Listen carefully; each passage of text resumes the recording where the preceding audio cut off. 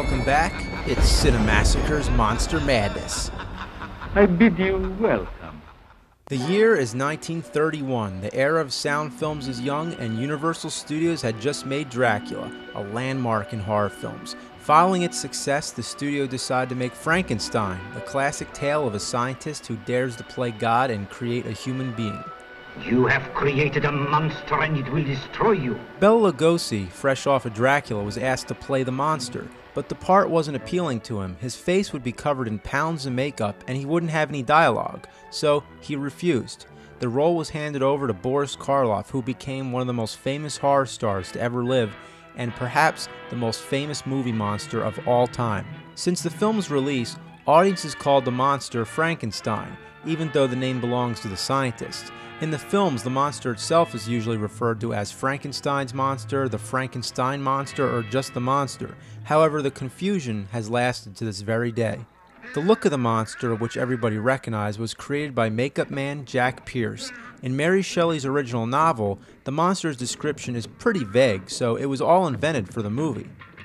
While the movie's criticized for not doing the novel justice, it is responsible for putting Frankenstein into the pop culture. For example, Dr. Frankenstein the movie has a hunchback assistant. That now has become a staple in movies, cartoons, and all media. Nobody can forget the images from this film. Even if you haven't seen the movie, you're probably familiar with it. From beginning to end, every scene is memorable. Frankenstein and his assistant digging up the corpses, the laboratory with all those crazy electronic gadgets, the lightning, the little girl by the pond, the angry village people chasing the monster with torches, and of course some of the most famous movie lines ever spoken. It's alive! It's alive! It's alive! It's alive! The movie has been parodied and imitated countless times over the decades. The sequel, Bride of Frankenstein, sticks closer to the novel, and this time gives the monster a voice. Frankenstein. The film makes you sympathize more with the monster, and it's a lot more emotional, yet all around superior to the first movie. It also introduces one of the greatest mad doctors ever, Dr. Pretorius, played by Ernest Thesiger.